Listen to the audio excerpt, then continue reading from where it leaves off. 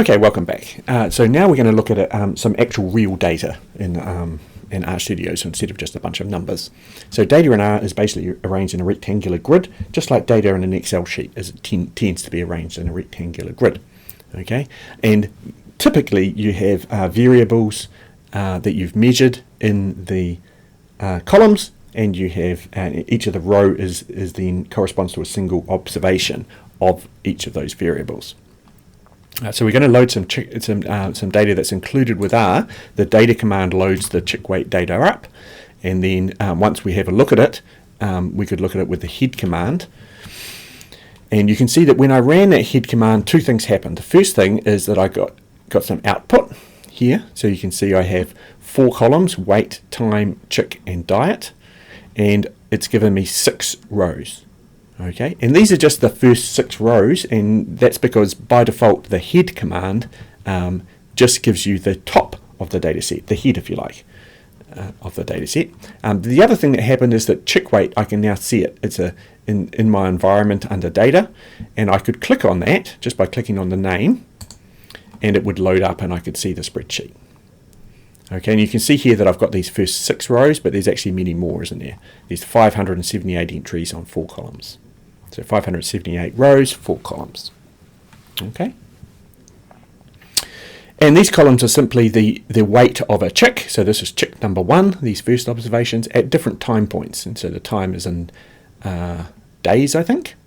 Does that seem right? Not sure. Anyway, probably days. And this is the weight of the chick. And then the diet is the diet that they're feeding the chick, and presumably there's different diets. So if I scroll down these different chicks, eventually I'll get to a different diet. So there's diet 2 down here. Okay, so we've got a bunch of chicks. Some of them are on different diets, and we're weighing them over time. Okay, presumably to see whether the diet affects their growth. Okay, so we're asked what we think the tail command will do. So we could try it out by adding a new line to the code chunk above. So we can edit our code just by pressing enter and then writing whatever we like, hopefully valid R commands. So things to watch for are everything is case sensitive, so that means that capitals matter. So for example, I wouldn't use tail with a capital T, I have to use tail with a little t. Same with chick weight, so I'd have to type in chick weight completely as it stands. Notice that as I type there were some pop-ups there, so if I do that again just so you can see, as I type, after I type a certain number of characters, there's things that pop up that sort of match that, and you can see that the match isn't exact, it is a case insensitive match. So there's 2 data sets here that correspond to things that start with chic, and that's chick weight, which of course is the one that I want, and chick weights, which presumably is slightly different. So if I press tab or just click on it, it'll fill that in, and that's a handy thing to be able to do, just to make sure that you get the case correct. I'll show you what happens when we don't in a moment. Okay, so this tail, so as you can see, it's given us the last few rows, right? So there's 578 observations here, and we've got the last 6. So if I spell this wrong, what will happen? Well, what will happen is we get an error, and it says error in tail chick weight object chick weight not found.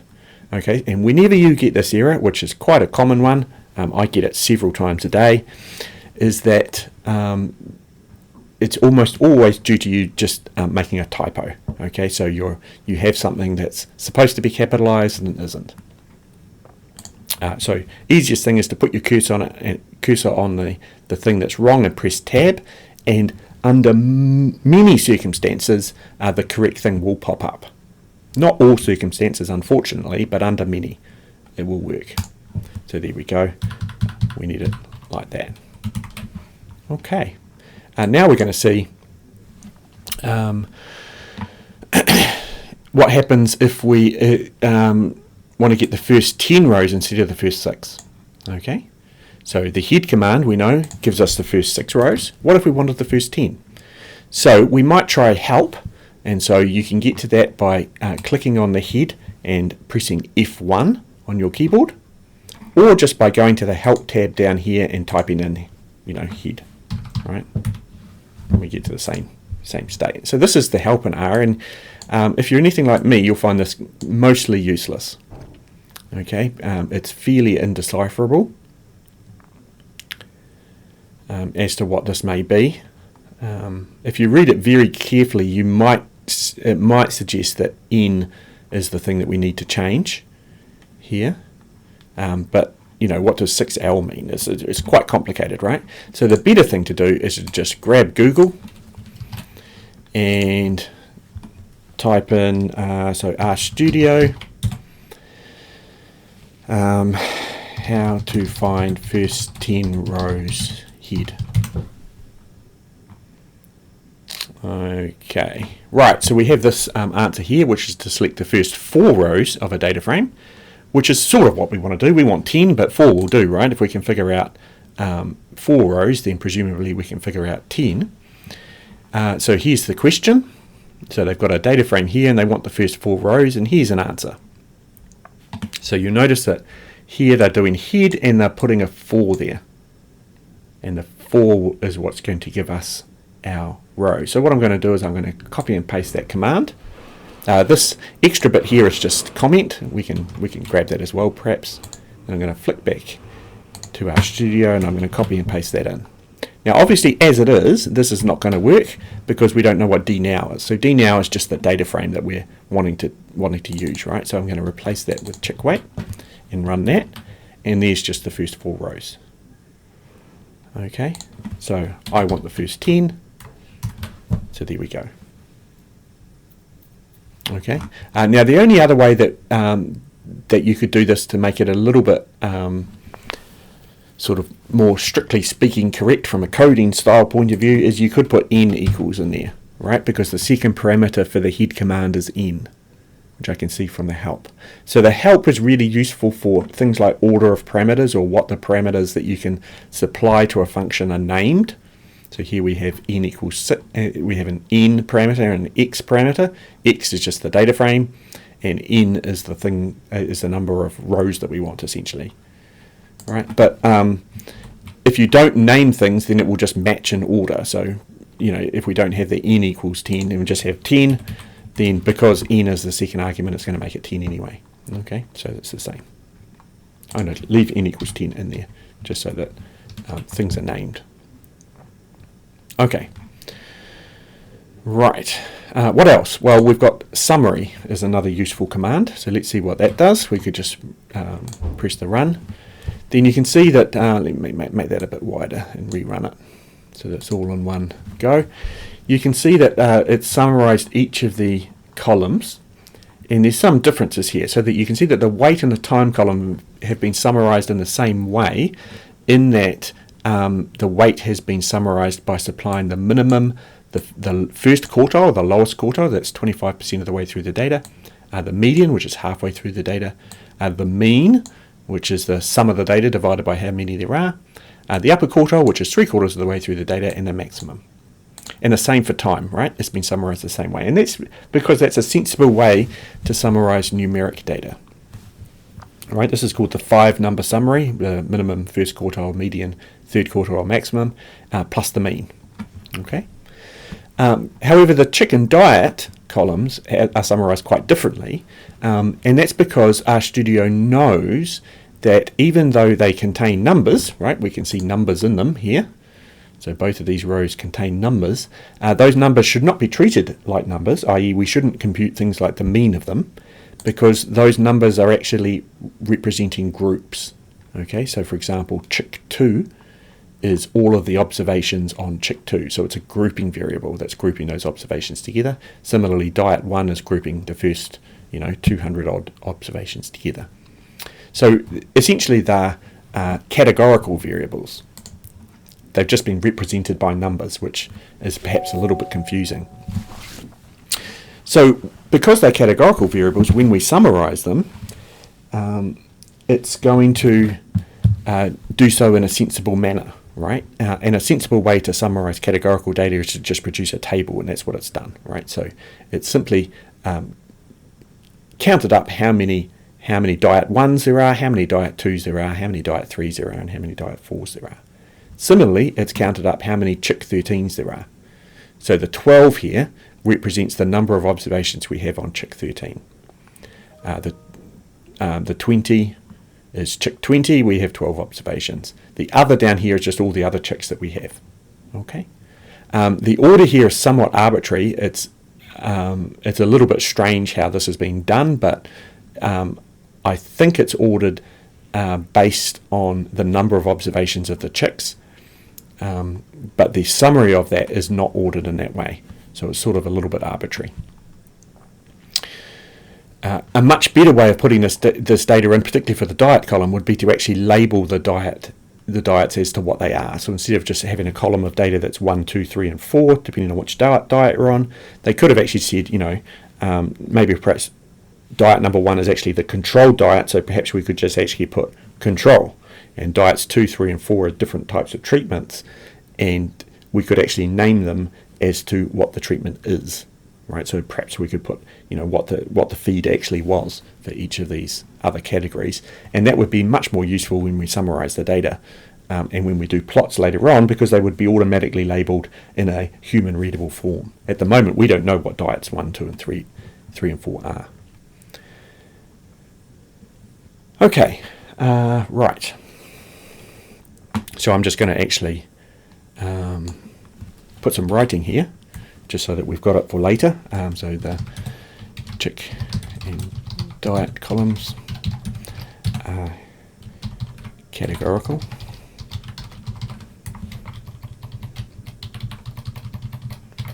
This formatting I'm just putting in here is really just to make it look a bit prettier when we render it later. We'll see what happens. You don't have to do that if you don't want to. It's just I'm going to be uploading these as sort of pseudo solutions, so this is useful for us. So the chicken diet columns are categorical. So summarizing them by using a table makes sense. The weight and time columns are numeric.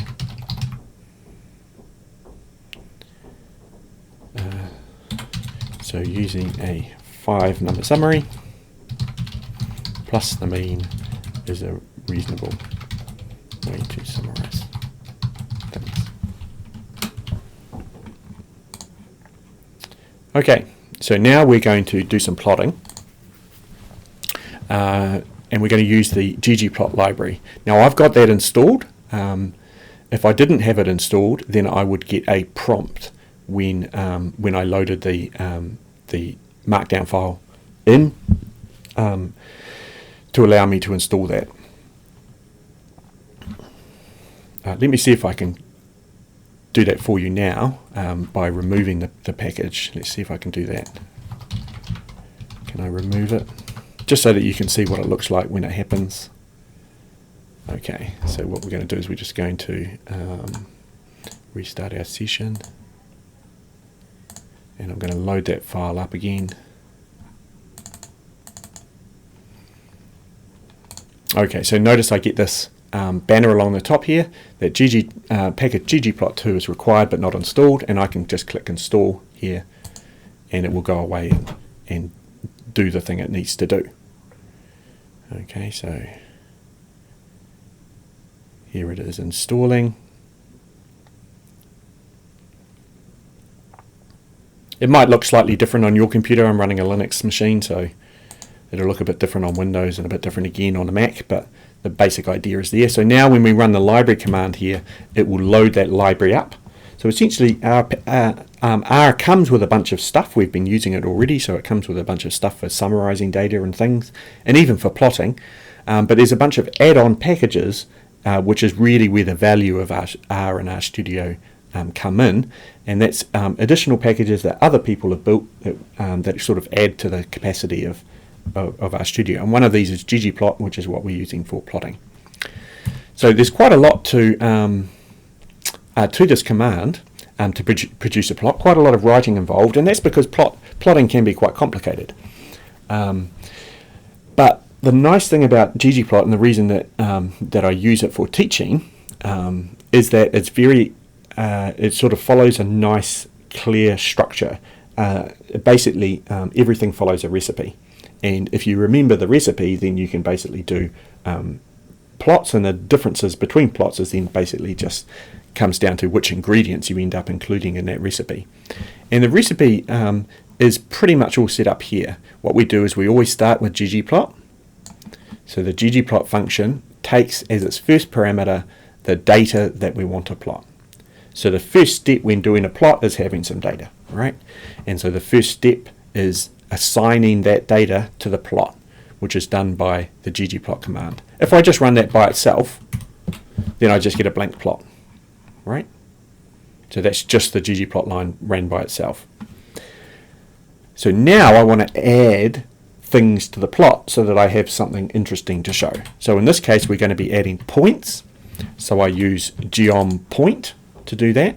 The geom is short for geometry, okay, and it's basically you can add multiple layers to the plot if you wish, and there's a whole heap of different geometries that make sense for different types of plot. Okay, so there's line geometries and histogram geometries and box plot geometries and so on.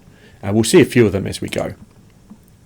So this is the point geometry, and when we have a point geometry, or any geometry really, you have to tell the graphing software exactly what features of the data you want to use for features on the plot, the corresponding features on the plot. So if we're putting points on a plot, we're going to need an XY coordinate, right? We're making essentially a scatter plot.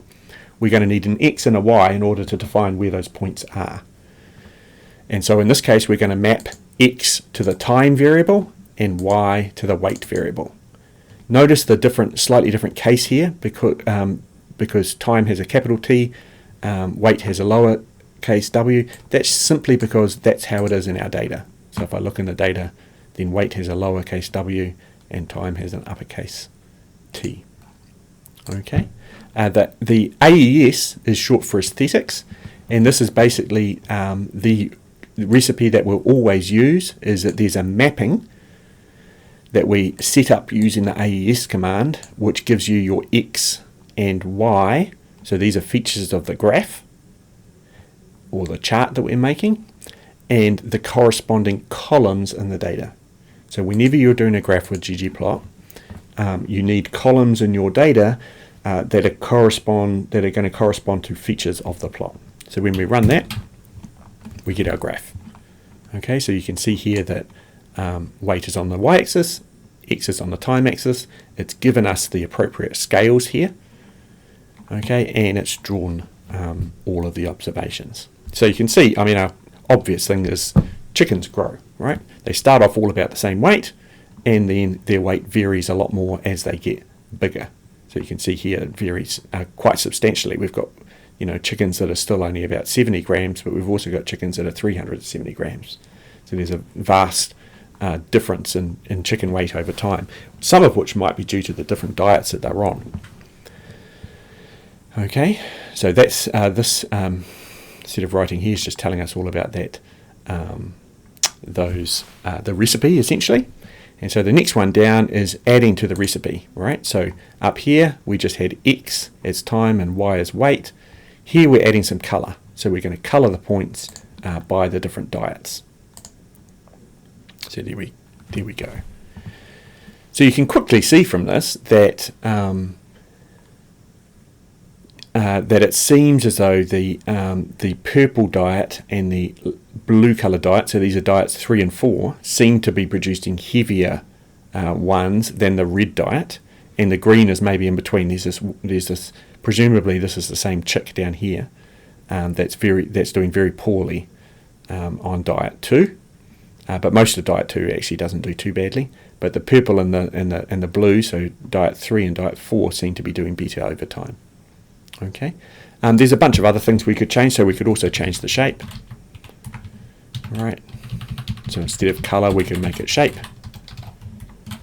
and that would use a different shaped point for each of the diets. Okay, and of course we could do both if we wanted to. So you could do color by diet and shape by diet. Okay, which you might want to do if you were printing it out on black and white paper or something, right? Where the differences in color might not be observable, but the differences in shape presumably would be. Okay. So,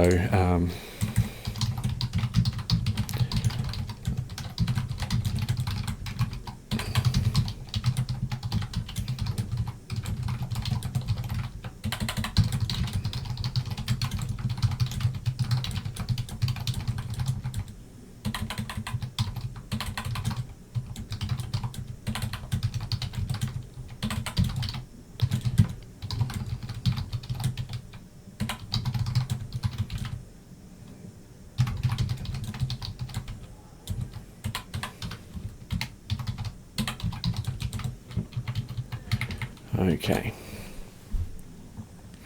We could also change the type of plot. So instead of using points, what we could do is we could link up these points using lines, right? Because presumably, like this one down the bottom here, this green, so this chick on diet 2, presumably this is all the same chick, but we don't actually know that, do we, from the plot? We're just inferring that from based on what we, common sense essentially, right? If it weighs a low amount here, then it's going to weigh a low amount at the next time point, right? But we don't know that for sure from the plot. So we could use lines to try and hook things up. But what you'll find when we do that is we get sort of an odd thing. We get this sawtooth shape which doesn't look right. So to sort of explain why this is, let's take the colour out and just do a line plot with X and Y by itself, and we get this sawtooth shape, sort of spiky thing. Okay, and what this is doing is it's essentially it's plotting the X's and the Y's, right? We could actually put them as points as well. Let's put them as points as well.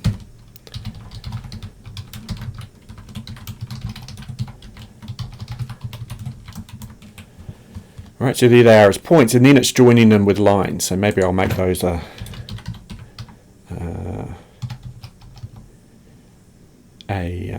light coloured grey, maybe. Yeah, so there's the points. It's hard to see them. Make it a little bit darker.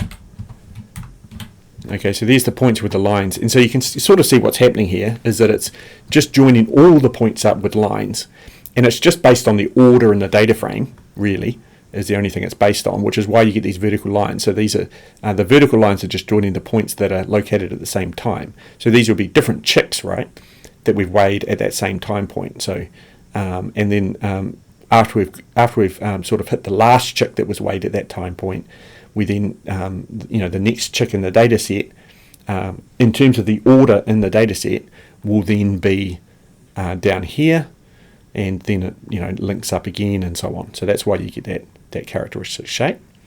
When we add colour in,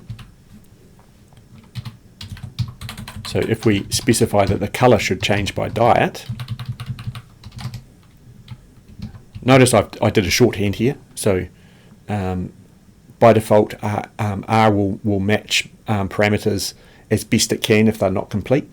So I could use col instead of colour, because there's only one thing that starts with COL. Okay, so when we do this, then you can see that it's doing the same thing, but we've got a separate line per diet. But otherwise, within the diets, it's still hooking up all the points. And of course, there's multiple chicks within each diet, which is why it's, again, looks strange. So for the line plot to actually work, we're going to have to specify which things need to be joined by lines and which things should not be joined by lines. And in this case, what we want is we want a line for each chick so that we can see how each chick changes through time. But we don't want lines linking the chicks together because, of course, the chicks are actually independent observations. Okay, so we could, instead of colouring by weight, we could colour by chick, which is what this next plot down here does. So there's that plot there. And now we've got a different colour for each chick. Okay, notice that some of the chicks we actually run out. We stop measuring them. Presumably, I mean, this may be because they were, this chick dropped weight at time 2 and then no longer existed in the study, so perhaps it was taken out of the study. Maybe it didn't make it or something. So this is one way, and you can see that generally chicks grow, but the thing that we're missing on this plot is we don't know what the different diets are, right? So we don't know which chicks are on which diet in this plot. So the other way to do it is to use the group aesthetic. So the group aesthetic essentially forces a separate line per group. So when we run that, here we've got a separate line per chick because our chick was the grouping variable. But then we've coloured those lines based on the diet variable. So from here we can see that the third group tends to be higher on average through time, and then the fourth group, and then probably the second group, and the first group tends to be the lightest, except for that kind of one outline observation down here in Diet 2. Okay. So once we've done this, we might look to maybe pretty the plot up. We notice that weight is used as a lowercase. There's no units on here. There's no title or anything like that. And we may want to alter the colours, and that's what this next code block is doing. So you can see that the actual code is the same at the start, right? So that line, those two lines there are the same as these two lines here. And all we've done is we've added on scale color manual to change the colors and labs to change the labels. Right, so labs, I'm changing the y-axis label here. So I've got y equals weight in grams, and I'm adding a title. There's various other things we could do. We could change the x. So we could say time in days, perhaps. Okay, so we've got time in days. We could add a subtitle.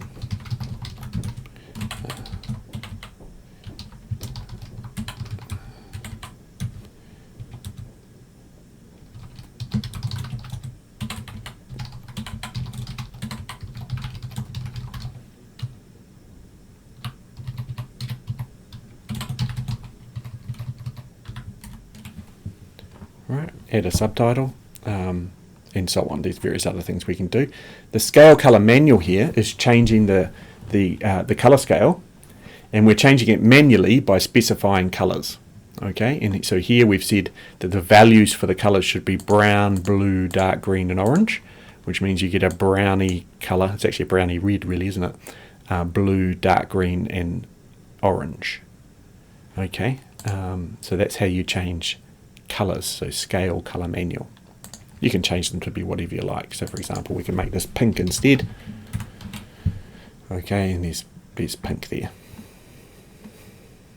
Okay.